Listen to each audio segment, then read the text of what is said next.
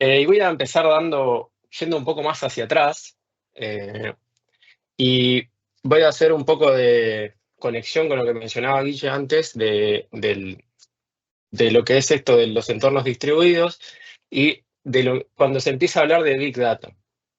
Si uno busca alguna definición en algún artículo, alguna de esas cosas, frecuentemente uno va a encontrar que se mencionan las Bs, o sea, B cortas. Y uno puede encontrar algunos artículos que te dicen 3 Bs, otros artículos que te dicen 5, otros que te dicen 7. Son Bs.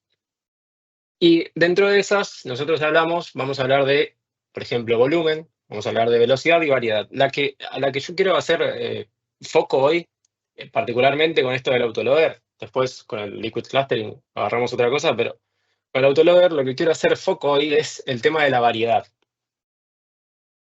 Eh, Dentro de lo que es Big Data, dentro de las Bs y particularmente la variedad, lo que nosotros tenemos van a ser tres tipos de archivos, digamos, tres tipos de datos, vamos a llamarle.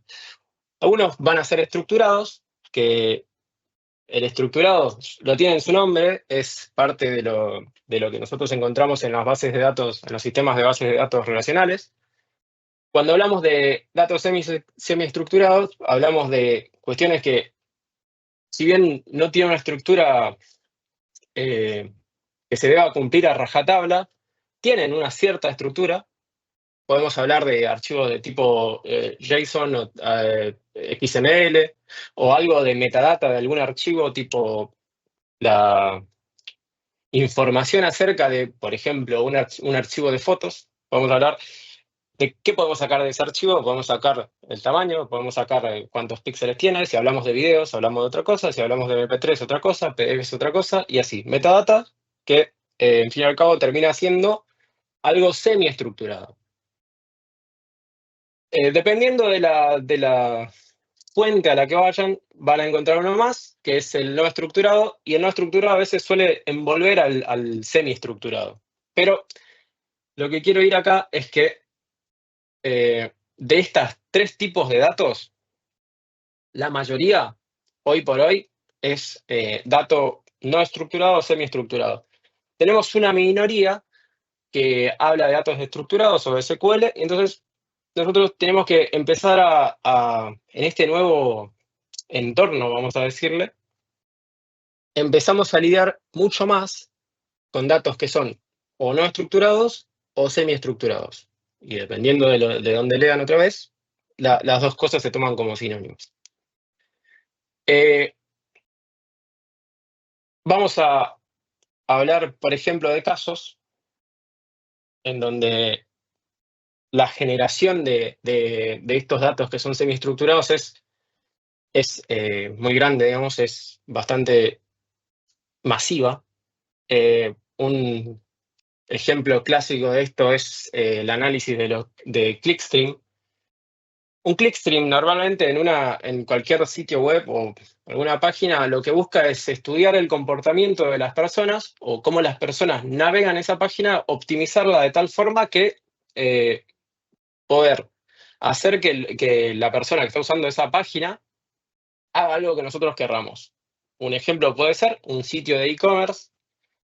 Va a tener No va a tener escondido el botón de comprar, digamos, o de agregar al carrito, sino que eso va a ser algo visible y eso se va optimizando por el estudio que uno hace de esta serie de datos que uno genera al evaluar los clics que van haciendo los usuarios. Ahora, tengan en cuenta que hacemos un clic y se generan cosas, digamos. Se genera un evento, vamos a llamarle evento. Un evento que se puede transmitir a través de un mensaje. Ahora, esos eventos pueden tener cuál es la página, puede tener dónde el usuario hizo clic, varía un montón de cosas. Otro ejemplo de la generación esta, podemos ver, nosotros vamos a algún sitio que nos ofrezca video bajo demanda, por ejemplo, y cuando nosotros empezamos a cargar ese video, generamos otros eventos. Si lo estamos viendo desde el celular, le transmitimos a la entidad que nos está dando el video, por ejemplo, ¿qué cliente estamos usando? Nosotros, si usamos alguna de los de las plataformas que hacen streaming y usamos un cliente móvil, le vamos a estar pasando información de con qué celular lo estoy viendo, si lo estoy viendo en modo landscape o lo estoy viendo en modo retrato. Vamos a pasar información de si tenemos qué sistema operativo, qué versión del cliente, un montón de otras cosas que a la persona que se encarga de analizar esto le sirve después para procesarlo y tomar alguna decisión. Todos estos datos semiestructurados se envían hacia un lugar y de alguna forma eso tiene que pasar a formar parte de los datos que nosotros vayamos a analizar o que nosotros tengamos disponibles para explotar. Ahora, hay varias formas en las que nos pueden llegar estas cosas. Pueden ser, por ejemplo, colas de mensajes o puede ser el hecho de soltar una serie de eventos, o sea, una serie de mensajes, en un archivo que puede ser de distintos formatos. Normalmente vamos a referirnos para simplificar la cosa, a JSON o a un CSV. Y estos archivos van a ir a un almacenamiento en la nube. Entonces, ahí viene nuestra como que problemática, que es el hecho de cómo nosotros empezamos a procesar estos datos o cómo nosotros, cuáles van a ser los desafíos que empezamos a tener. Y acá podemos ver, a la derecha tenemos este cuadro que lo que simboliza es un espacio de almacenamiento que va a estar en la nube, que puede ser de cualquiera de los vendors más grandes del mundo, digamos. Y estos archivos entonces vienen, o sea, los mensajes van a venir dentro de un archivo y cada archivo va a tener, por ejemplo, acá vemos que tenemos mensaje 1, 2, acá el 3, 4 y 5, y vienen así por partes. Ahora, una cosa importante a la hora del procesamiento, a la hora de lo que mencionaba Guilla antes, lo que mencionaba Ro también, que es la parte de la ingesta o parte de obtener las cosas para poder hacer algo con ellas, es el hecho de no procesar cosas repetidas. Entonces, tenemos una, o procesamos todo la primera vez y después únicamente queremos ir procesando las cosas que van siendo nuevas. Entonces, ahí nosotros nos vemos esto normalmente se llama carga incremental, y vemos si bien es algo que ya está estudiado mucho y se resolvió de muchas formas, lo que pasa ahí es que nosotros tenemos que agregar lógica, digamos. Y ahora, si esto lo vemos de una manera un poco más simplificada, vamos a ver que vamos a tener la fuente, o fuentes, que en este caso van a ser cualquier almacenamiento en la nube, digamos. Vamos a tener un destino y mediante alguna herramienta nosotros tenemos que ser capaces de meter esos datos a nuestro destino. Y si queremos verlo en algo un poco más concreto, vamos a tenemos nuestro montón de archivos en ese almacenamiento en la nube, y en nuestro caso, como a lo que nos compete hoy, que es, vamos a hablar de Databricks. Tenemos una herramienta en el medio que nos permita hacer esto. Hay muchas formas, de nuevo. Lo que quiero ver es llegar al punto de por qué nos sirve Autoloader acá. Databricks no es la única herramienta que me va a permitir hacer esto. Vuelvo sobre lo que dije, esto se resolvió un montón de veces. Y por poner algunos ejemplos, lo podemos hacer si usamos algún stack de Apache, llámese Airflow Hive, o llámese NiFi, llámese Impala, llámese Q, llámese cualquier cosa. Nosotros vamos a tener que administrar nuestra infraestructura en este caso, y vamos a tener que agregar la lógica para que el consumo de eso incremental lo hagamos nosotros. Caso Google, este sería Google Dataproc, que es algo administrado. Tenemos Microsoft Azure Data Factory, o tenemos AWS Glue, que son cosas que están administradas por el proveedor, que también a nosotros nos van a permitir hacer estas cosas. Pero de nuevo, empezamos a tener esto nos da, por ejemplo, un clúster Spark y con ese Cluster Spark nosotros vamos a poder ir a leer a nuestro almacenamiento los archivos y de alguna forma vamos a tener que deduplicarlos, digamos, y vamos a tener que empezar a no repetir el procesamiento, sino que ingestarlo de manera incremental. Lo mismo pasa con Azure Data Factory y lo mismo va a pasar con AWS Glue. Ahora, una de las cosas copadas que me acuerdo de la facultad es algo que me dijeron que me quedó, digamos, y es, no trates de vender un producto, sino que trata de vender un beneficio. Y con esto entramos a lo que nos da Autoloader, digamos. ¿Qué vamos a tener en Autoloader? En Autoloader lo que vamos a poder tener es, va a ser vamos a llamar a un Autoloader una entidad que está entre el almacenamiento y entre nuestro objetivo que es llegar a Databricks. Y dentro de eso, nosotros tenemos dos formas de traer la información. Vamos a tener una forma que implica el uso de notificaciones y cola de mensajes y otra opción que implica el listado de directorios. Ahora, ¿en qué vamos a cada uno de estos? Por ejemplo, voy a tomar un caso particular hablando de, por ejemplo, AWS y voy a hablar de específicamente S3. Cuando nosotros hablamos de almacenamiento en S3, una de las posibilidades que nosotros tenemos es el hecho de cada vez que cae un archivo nuevo en un bucket de S3, eso puede generar una notificación que puede ser guardada en una cola de mensajes que luego puede procesar el mismo Databricks. También puede haber otro modo que es el listado de directorios y lo que hace es lista el directorio, tenemos cuatro archivos, supongamos viene uno más, lo lista nuevamente, en este caso el autoloader, lo va a listar nuevamente, se va a dar cuenta que existe una diferencia y va a poder hacer la carga incremental de ese archivo que es diferente en ese segundo listado, digamos, de ese directorio. Eso, para que nosotros no volvamos a procesar lo mismo, dentro del autoloader existe una base de datos en memoria, que esto no se persiste, sino que cada vez que arrancamos un job, empieza una base de datos en memoria a guardar lo que yo ya procesé para no volver a meterlo, y ahí nosotros vemos el primer beneficio aparente, digamos, que es el hecho de que esto de la carga incremental ya no lo tengo que manejar yo dentro de Hive o yo dentro de Impala, sino que el autoloader me lo está facilitando.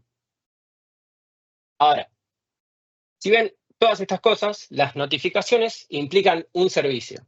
La cola de mensajes implica otro servicio. El directory listing es, si bien es algo que se puede hacer mediante la API en este caso estamos hablando de S3, también se puede hacer dentro de lo que ofrece Microsoft, que es Storage de Azure, o lo mismo con Google Cloud Storage, que es la solución de Google. En este caso, todo esto se despliega de manera automática para nosotros. Eso es otro de los beneficios. Nosotros no tenemos que configurar una cola de notificaciones o una cola de mensajes o el hecho de hacer el directory listing nosotros. Eso, mediante algunas líneas de Spark, de Python, digamos, vamos a lograr que Databricks lo haga por nosotros. Entonces, eso es lo que nos vende el beneficio que nosotros tenemos a la hora de usar, en este caso, Autoloader. Y vamos a hablar de algunos ejemplos. Acá tenemos mucho texto, lo voy a resumir más o menos. PySpark, al momento de leer cosas, lo que nos ofrece es poder leerlo de un formato stream, o sea, como un flujo no finito de datos, o nos permite leerlo en formato batch, donde va a ser agarrar todo lo que veo ahora y cortar el procesamiento. En este caso, el stream sería seguir esperando a que lleguen cosas nuevas. Autoloader me permite a mí, simplemente usando la API de Spark, funcionar o de una forma o de otra forma, sin necesidad de hacer nada raro. Esto va a ser usando el formato que mencionamos acá, que es Cloud Files. Y lo que nosotros vamos a poder ver acá, esta parte lo que estamos haciendo acá es simplemente reseteando nuestro entorno. En este caso, nosotros voy a empezar a crear las cosas que vamos a necesitar para la demo.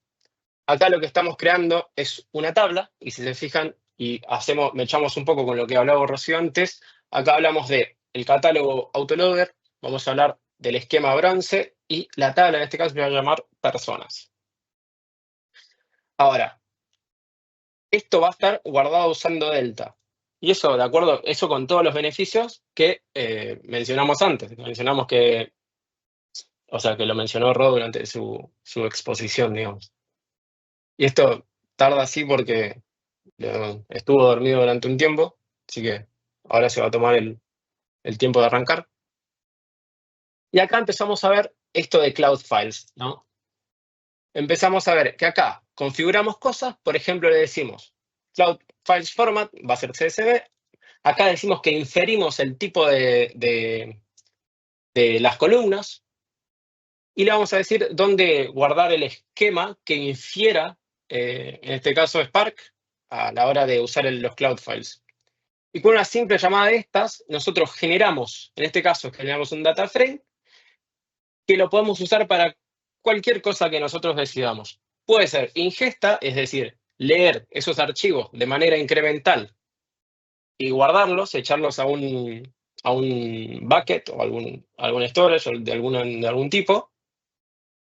O incluso puede ser empezar a hacer el procesamiento en tiempo real y en memoria ya hacer transformaciones y después guardar las cosas con esas transformaciones. No necesariamente tenemos que guardarlas y después analizarlas, sino que ya, si ven acá, esto lee en formato un flujo, que un flujo no finito, digamos, porque no se termina el procesamiento.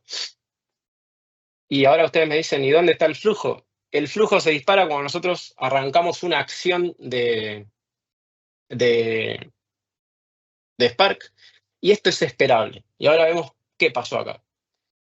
Si nosotros decimos esto, lo que nosotros estamos esperando es que, uno, exista, por ejemplo, datos de donde nosotros vamos a leer, y voy un poquito más para atrás, acá vemos que tenemos que nuestro directorio de input va a ser esto que es raw data y personas, y para raw data personas, lo que yo voy a hacer es me voy a ir al storage, que me va a administrar esas cosas. Bueno, mientras carga eso, vemos el resto. Tenemos el directorio de salida de esto y tenemos el lugar de donde va a estar el esquema. Y ahí vamos a ir hablando de algunas cosas. ¿Por qué es importante el esquema acá? Porque nosotros le pedimos a Spark que lo infiera. ¿Dónde le dijimos esto? Lo dijimos acá. Y esto, si leemos este error, lo que está pasando es que al no tener, yo sé que no tengo ningún archivo porque vengo a raw data y personas acá no existe, o si existe no tiene nada dentro. El problema que estamos teniendo es que Spark no puede inferir lo que no existe. Entonces, para esta demo lo que vamos a hacer es vamos a empezar a cargar archivos y vamos a ir viendo qué pasa con esos archivos. Entonces, para empezar, yo voy a tener que cargar alguno. Y acá empezamos con el problema de dónde lo dejé. Está acá autoloader, archivos. Voy a agarrar este que es personas 1. Voy a abrirlo y lo voy a cargar. Teniendo personas 1, puedo volverme al notebook y volver a ejecutar esto. Si todo va bien y los dioses de los demos no me maldicen, vemos que esto arranca un stream y vemos que se llama persona loader. Y vamos a ver que en algún momento esto va a arrancar, me va a mostrar un gráfico de líneas y vamos a ver que tiene una especie de lomo de burro que nos dice, leí esta cantidad de cosas. Acá vemos que tenemos algo de procesamiento. Entonces, ¿qué hizo esto? Esto lo que hizo fue, agarró las cosas de raw data personas y lo metió en una tabla que ahora se llama autoloader bronce personas. ¿Cómo yo puedo hacer para validar esto? Me puedo venir a autoloader bronce personas, lo ejecuto esto, y si ven, esto sigue corriendo. Sigue corriendo porque sigue esperando cosas. Entonces, lo que yo tengo que hacer acá, con esto yo demuestro que esto no es algo que procesa un batch de cosas y se apaga, sino que esto va a ir procesando a medida que van llegando cosas. Entonces, ahí nosotros vemos esa naturaleza, de una forma de esa naturaleza incremental, pero en un formato de flujo, en un formato de stream. Nosotros podemos hacerlo que ejecute lo que vemos ahora y que se apague. Sí, también. Para eso, si vemos acá arriba, vamos a tener una clarificación. Le decimos que acá es trigger once. Si le pasamos esta opción a nuestro data frame, lo que vamos a hacer es, efectivamente, se va a leer todo lo que existe en ese directorio y se para, digamos. En este caso, nosotros seguimos escribiendo. Lo que voy a hacer es voy a interrumpir esto. Ya demostramos que esto puede seguir procesándose. Acá, si ven esto, lo que estamos usando es el once true. Yo puedo ejecutar esto y lo que va a pasar es que, si ven, se paró, pero se ejecutó bien. Ahora, yo puedo ir a listar las personas y veo que seguimos teniendo las mismas 3. Entonces, no me volvió a reprocesar lo que yo ya procesé, sino que única se dio cuenta que no había nada que hacer y se terminó. Voy a volver al storage y lo que voy a hacer es, voy a cargar uno nuevo. Voy a venir a personas 2, voy a cargar personas 2. Vengo a autoloader y ahora voy a volver a ejecutar porque lo que me interesa es que se dé cuenta que existe un nuevo conjunto de datos en un archivo nuevo. Acá vemos que ya no simplemente se para, sino que de alguna forma arranca el stream en este caso. Y bueno, hasta que esto arranque, después vamos a ver otra vez un pequeño bump, digamos, en el gráfico. Y nosotros, si listamos esto, vamos a ver que tenemos más cosas. Ahora, esto está tardando por el tema de UI, pero si ven acá, ya se paró el stream, digamos.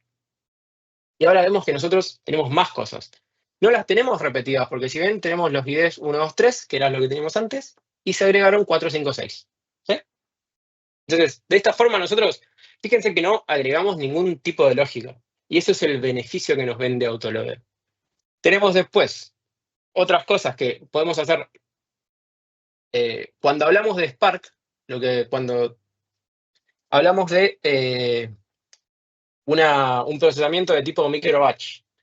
¿Qué significa un procesamiento de tipo microbatch? Es que vamos teniendo pequeños pedazos de datos y los podemos ir procesando a medida que van llegando. Entonces, no es un solo registro cada vez que viene un nuevo batch, digamos, micro, sino que puede llegar a tener varios. Entonces, por eso se llama micro, por la cantidad reducida.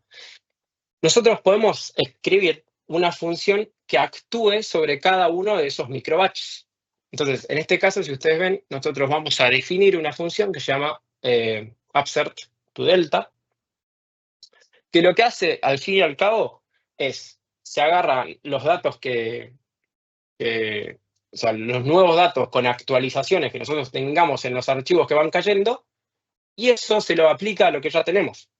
Y para eso vamos a tener que listar 2 veces. Fíjense que acá yo voy a llamar de nuevo a writeString y acá le paso a for each batch y ahí le doy la función que tengo. Ejecuto esto, ejecuté lo de arriba, creo que sí. Esto va a arrancar otro stream y bueno, acá voy a tratar de hacerlo 2 veces. Bueno, Alice se me perdió. No vimos los cambios que se hicieron, pero en este caso Alice antes tenía 25 y ahora pasa a tener 30. ¿Por qué? Porque el upsert, lo que hizo fue, cada vez que encuentra algo que ya existe, lo que hace es actualiza las cosas y cada vez que encuentra un ID que no existe en la tabla, lo inserta. Y de esa forma tenemos nosotros esa carga incremental de este estilo, digamos. Esto es Python, esto es, en este caso es Spark.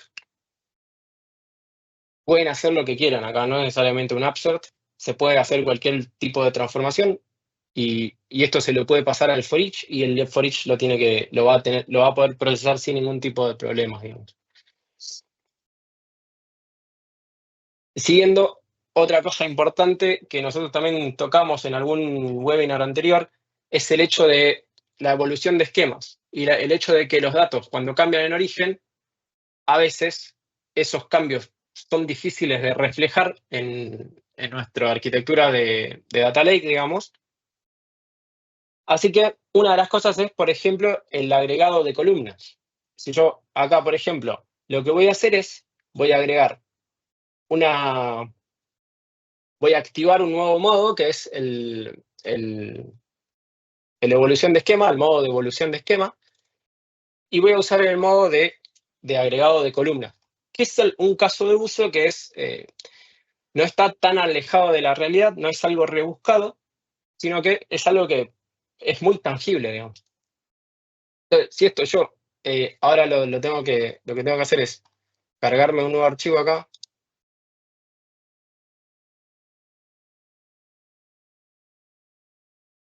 Vamos. Voy a venir, me voy a cargar otro archivo. En realidad no me acuerdo cuál de los archivos era que tenía las columnas, así que voy a cargarme dos.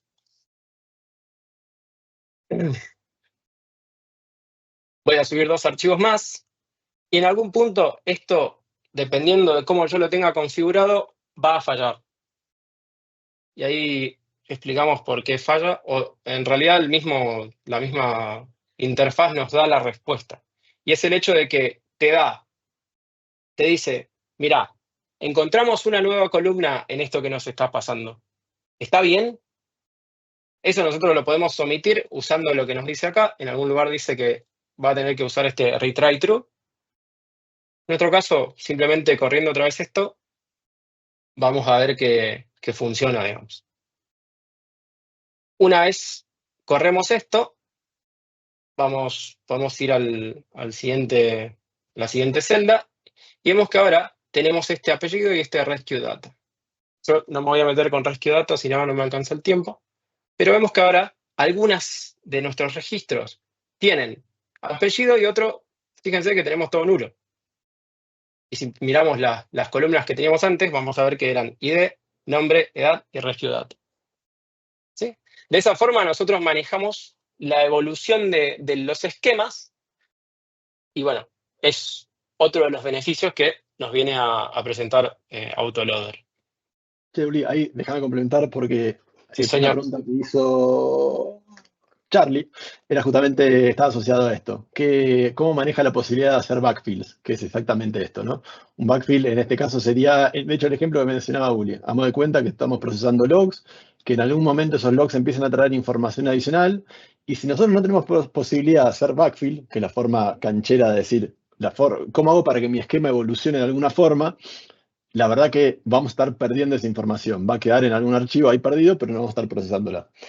Si eso lo llevamos a las tres capas de la arquitectura medallero que Ro habló hace un rato, lo cierto es que probablemente una capa bronce nosotros querramos evolucionar el esquema, querramos ser, entre comillas, amigos de estos cambios que nos vengan. Porque la verdad es que tal vez no está bien. Ahí vamos a tener distintas opciones. La primera opción es el esquema Evolution, que está soportado, que vendría a ser justamente soportar este backfill. Y tenemos la opción de Rescue Column y otras cosas más que bueno, no llegamos al detalle, pero lo importante es podemos ser permeables a las modificaciones, a la modificación del esquema. Ahora, probablemente la capa de Silver y la capa Gold no querramos ser permeables a eso, justamente porque queremos modelar los datos, queremos garantizar de alguna forma ciertas estructuras. Entonces, también vamos a poder hacer eso con Autoloader. Vamos a poder hacer un esquema enforcement donde cualquier cambio que venga lo voy a poder rechazar. Fíjense que es una cuestión de diseño. Va a estar bueno poder ser permeable a los cambios de los archivos, porque es una buena idea en algunos casos, probablemente la capa de bronce, y es una mala idea en las capas más gobernadas. Lo importante es que ambas dos cosas las vamos a poder soportar muy bien. Así que bueno, eso a título de comentario por la pregunta que hizo Charlie, también como para darle un poco de cierre a toda esta parte de esquema evolution, que si no queda demasiado técnico y a veces se pierde un poco el concepto. Me caí por un segundo, por ahí no escuché todo lo que dijiste. Así No, no, que, le dan un por ahí. cierre a todo lo que era la parte de esquema evolution. Ok. Eh, Complementando un poco con lo que habla acá Hernán, también veo otra pregunta. Dice, ¿la inferencia de tipos de columna les ha resultado o han tenido que pasar una máscara para evitar algún error? El tema de la inferencia de columnas es algo que funciona en ciertos casos y en otros casos nosotros tenemos que pasar al esquema mediante un struct, digamos, es un tipo de- Nosotros podemos crear el esquema y si vamos atrás, vemos cómo esto está creado, voy a venir más atrás, porque nosotros, si se acuerdan, en el código guardamos la... No me acuerdo dónde está, asumo que es... No, sí, esquema.